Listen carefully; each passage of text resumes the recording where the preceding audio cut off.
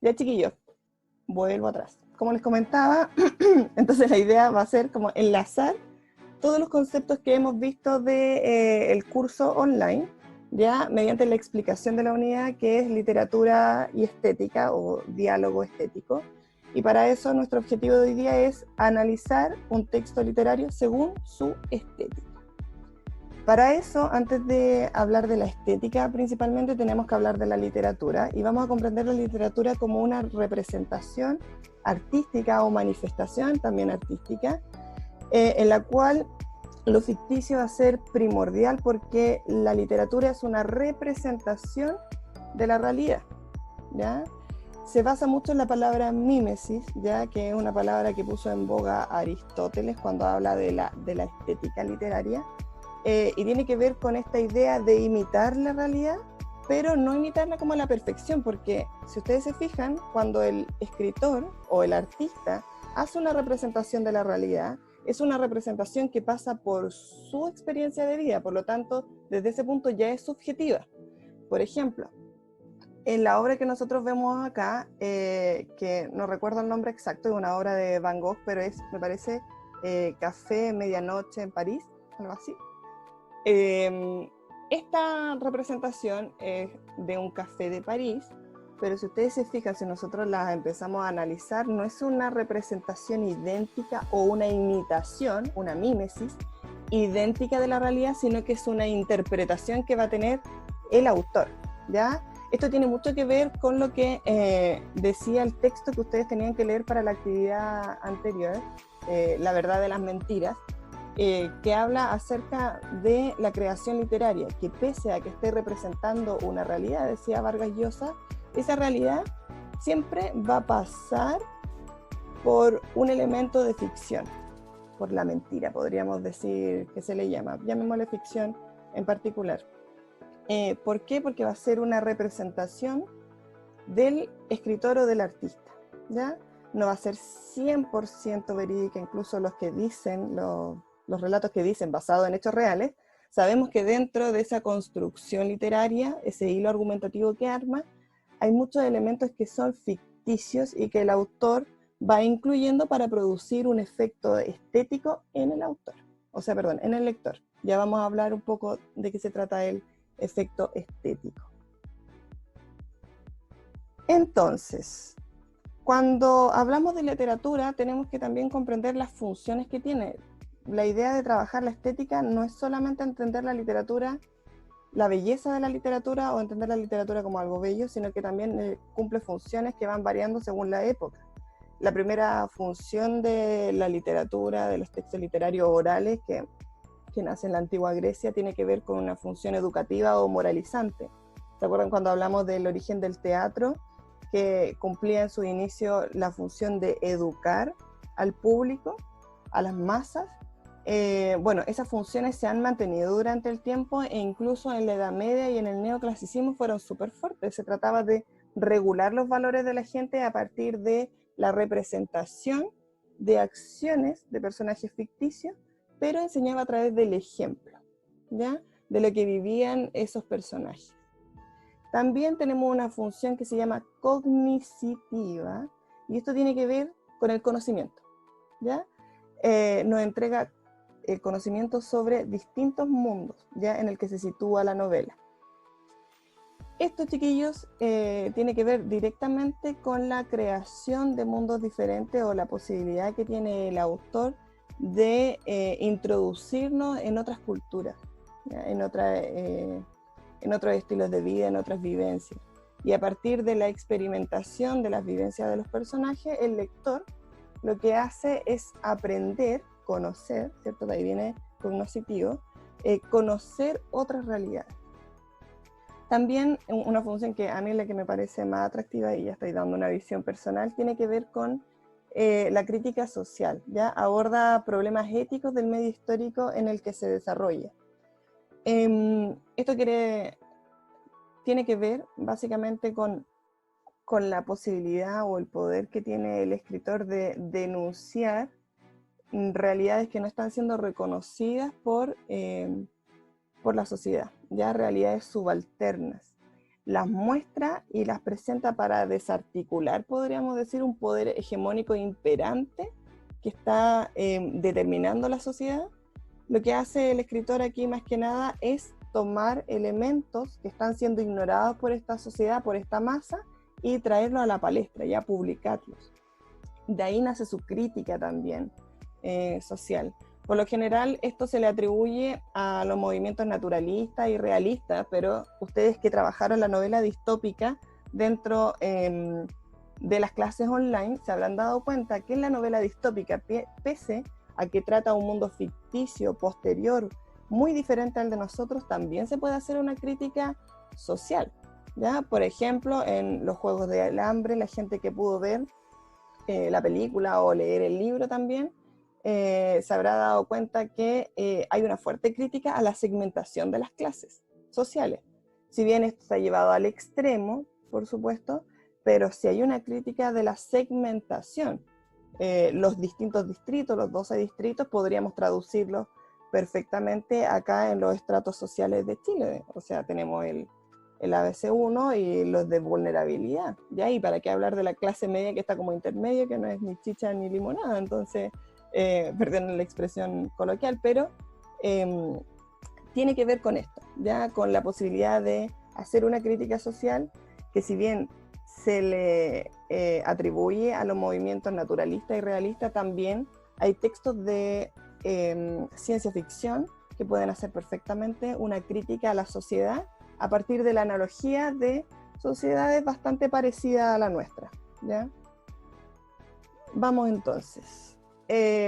La función que más se le reconoce socialmente es la entretención, y no es menos valiosa porque en realidad el texto literario desde su inicio funciona como una forma de ocupar nuestro tiempo, ya en una actividad de interés o de agrado, ¿ya? No porque tenga un componente educativo no nos vamos a poder entretener con ella. Ahora, esto va a variar mucho porque el interés va a depender del público. Yo siempre digo que no hay novela mala, sino que hay una novela para cada escritor, ¿ya? La literatura, como es una manifestación artística, a mi parecer no puede ser tan criticable porque la apreciación de la estética de esa obra va a depender mucho del lector. Por eso hay un mundo tan diverso de obras literarias. En cuanto a la estética, chiquillos, que es el tema que nosotros vamos a trabajar en esta clase, tenemos que comprender la estética desde el punto de vista de la belleza de la composición. Esto es muy subjetivo porque va a variar mucho según la época, según la corriente que nosotros sigamos, corriente artística, en la cual estemos analizando.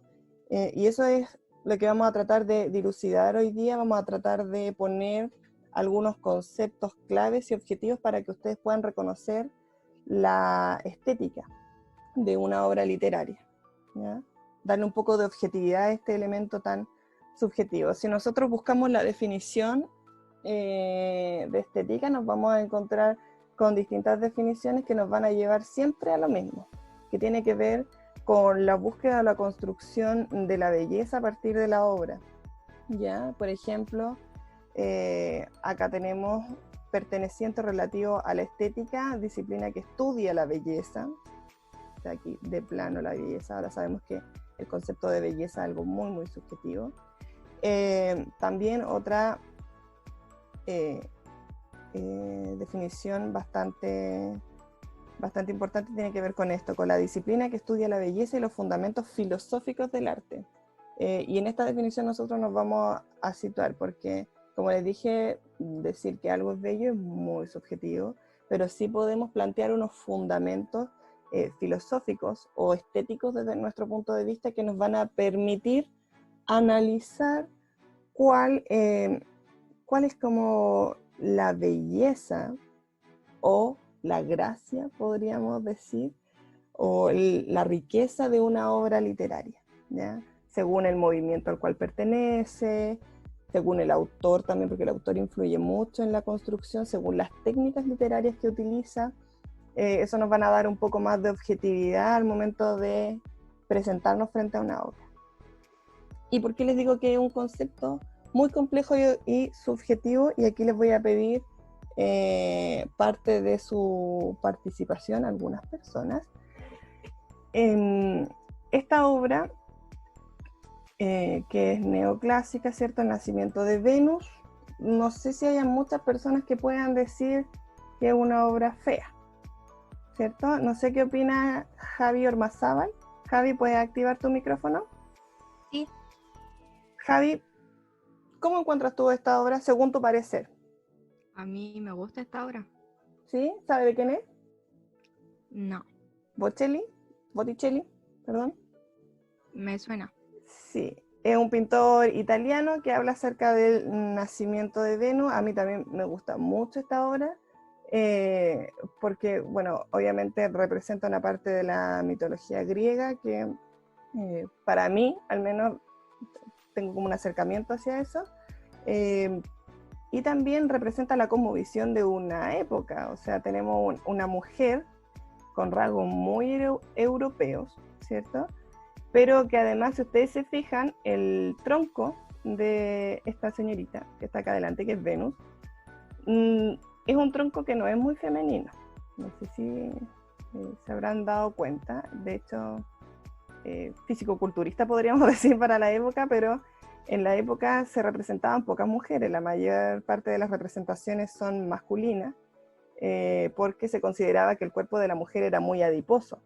Por eso la construcción que el artista hizo de esta obra fue en base al cuerpo de un hombre y solamente le agregó, si ustedes se fijan, estos circulitos de aquí que la transforman básicamente en una mujer.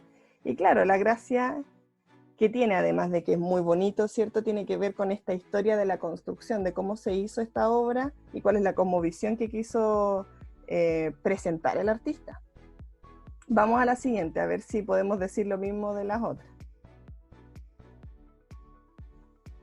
Aquí está. Aquí tenemos la mímesis casi a la perfección, ¿cierto? La imitación de la realidad. Anita Lucero. ¿Cómo está, Anita? Bien. Anita, ¿usted había visto esta obra Las Meninas de Velázquez? No. ¿No? No. Así a simple vista, ¿qué podría decir de ella? ¿Le gusta, no le gusta? Sí, se ve como súper real. Se ve como súper real, ¿cierto? Como que eso es como lo primero que uno dice de esta Sí. obra, ¿cierto? Pero esta obra, además de ser súper real, la gracia que tiene y por qué es como tan popular, porque representa cierta parte de la aristocracia, pero esta obra tiene distintos planos, ¿ya? Por ejemplo, aquí en un plano central vamos a tener a las meninas, ¿cierto? Que son las niñas que acá están siendo representadas, pero atrás vamos a tener un segundo plano, que es el espejo, que son los padres de la niña.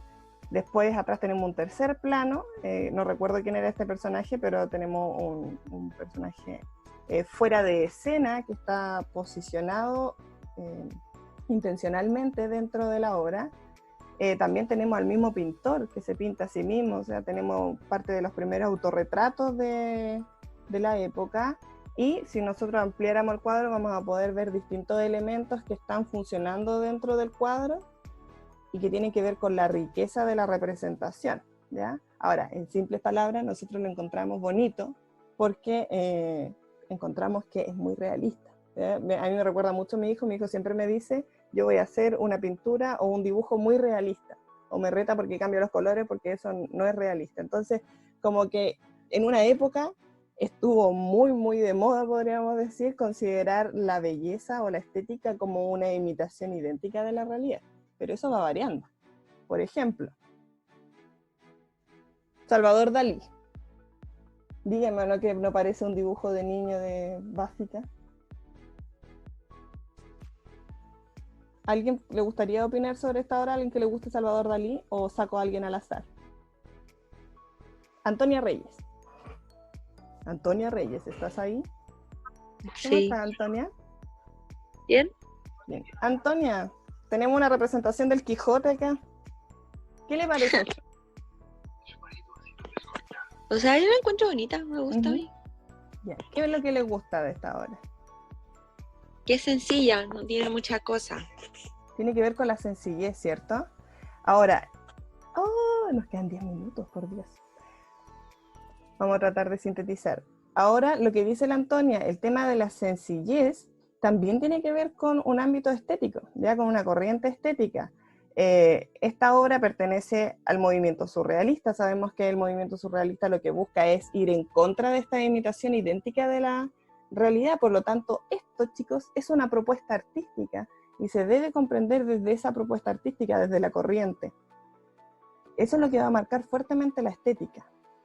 Y aquí Pop Art, Andy Warhol, todos vemos una lata de sopa, probablemente no a todo el mundo le agrada, podría decir que es bello como la primera obra que vimos, pero efectivamente desde el punto de vista de la estética, a mí me gusta bastante también, porque lo que busca es introducir elementos del mundo cotidiano o del mundo pop, podríamos decir, dentro de un mundo que habitualmente es muy eufemístico, que es el arte, ¿ya? El arte no solamente representa lo sublime, sino que también puede representar elementos del mundo cotidiano, y eso va a ser muy, pero muy subjetivo, porque va a depender mucho de la persona que lo está apreciando y la propuesta artística que va a querer hacer el autor. Aquí entonces, para comprender la estética desde el punto de vista literario, chicos, tenemos que investigar acerca de la enunciación literaria. Y la enunciación o la situación enunciativa literaria va a tener dos componentes importantes. Una, la enunciación extraliteraria, donde tenemos que investigar acerca del autor, cuál es la corriente literaria que él persigue, el mundo real en el cual está inmerso, para ver si efectivamente en su obra hay alguna crítica social que se representa y a qué lector él dirige su obra. Por lo general, los escritores tienen lectores determinados. Nos vamos a encontrar con escritores que son mucho más eufemísticos que otros y van a estar dirigidos a determinado público. Eso también se podría investigar. Él escribe para un lector real de una época determinada, ¿ya? Y otro elemento importante, aquí tenemos, como les dije, lo extraliterario, lo que está fuera del texto en sí mismo, pero también lo que nos va a ayudar a darnos mayor objetividad tiene que ver con los elementos de enunciación intraliteraria, que son los elementos que ustedes han visto durante la enseñanza media. El narrador, las formas en que se presenta el narrador, sabemos que va a tener distintos tipos de focalización, o también vamos a tener perspectivas distintas. Vamos a tener narradores protagonistas o narradores heterodiegéticos que están fuera del relato, van a tener conocimiento absoluto, otros conocimientos relativos. Eso tiene una intencionalidad, ¿ya? Que persigue el autor. También otro elemento atractivo tiene que ver con la construcción del mundo y la presentación de este mundo. Nosotros vimos durante las clases los tipos de mundo, algunos tipos de mundo, y también vimos la forma en la que se presentan estos mundos a través de las anacronías temporales, ¿cierto? La construcción del espacio, todos esos elementos que nosotros hemos visto antes durante enseñanza media, que tienen que ver con las técnicas literarias, inciden en la enunciación intraliteraria, en cómo se construye la obra. Por eso es intra, porque está adentro de la obra literaria. Nosotros, para analizar esos elementos, no necesitamos conocer la vida del autor. Sin embargo, sí, la vida del autor o conocer la corriente literaria a la cual pertenece nos va a ayudar a comprender mejor por qué él utilizó esos elementos, ¿sí? Eso tiene que ver con la estética, chiquillos, poder darle un poco de objetividad a la construcción y comprender un poco por qué hizo lo que hizo. Por qué, por ejemplo, Salvador Dalí busca construir la imagen del Quijote a partir solamente de rayones. Eso es una propuesta artística que no solamente la podemos comprender a través de la observación de la obra, sino que también tenemos que conocer parte de la vida, ¿ya? Del autor. Entonces, todo esto, la construcción que el autor hace, lo hace para un lector ideal que va a chocar un poco a veces con el lector real. De ahí tenemos ¿cómo podríamos decir? Este choque subjetivo entre si la obra es o no es bella, podríamos decir, porque va a depender mucho del lector, ¿ya? En este sentido, todos estos elementos que le acabo de mencionar tienen que ver con el pacto de verosimilitud. ¿Cuál es el pacto de verosimilitud? Cuando yo leo un libro, asumo que esa obra que está construyendo el autor es una obra real dentro de un mundo ficticio y tiene una relación o un nacimiento desde nuestro mundo, del mundo en el que vivimos. Ya está siendo de una o cierta manera inspirada en nuestro mundo. Entonces, queridos, vamos a avanzar en vista del tiempo que tenemos. La idea de la clase de hoy día es que ustedes puedan analizar un cuento que es súper cortito, es de un escritor chileno, José Leandro Urbina, que tuve la posibilidad de que me hiciera clase. Es un texto que es bastante llamativo por su extensión. Y lo que tienen que hacer primero es investigar sus elementos extraliterarios. Recordemos que los elementos extraliterarios tienen que ver con la vida del autor, la corriente en la cual participa, porque van a haber elementos de su vida que se van a ver de una u otra manera insertados dentro de la obra, aunque no sea su propia historia. Luego tenemos que mencionar y explicar dos elementos intraliterarios, ya de su construcción, ya lo dijimos antes. Puede ser el tipo de narrador que utiliza, por qué creen ustedes que utiliza ese tipo de narrador, si hace o no hace saltos temporales, los estilos narrativos, cuando se le da la voz directa a los personajes, si es estilo directo o indirecto, también nos sirve para comprender cuál es la función que el autor le quiso dar a esos elementos intraliterarios, ¿ya? Y finalmente, ustedes investigando esas dos cosas van a construir un párrafo explicando en qué radica la posible belleza que tiene el texto, ¿ya? La retroalimentación de esto lo vamos a hacer en la siguiente clase, pero ustedes me lo tienen que mandar por medio de la plataforma a través de una foto de su cuaderno, ¿ya? Para que quede ahí el registro.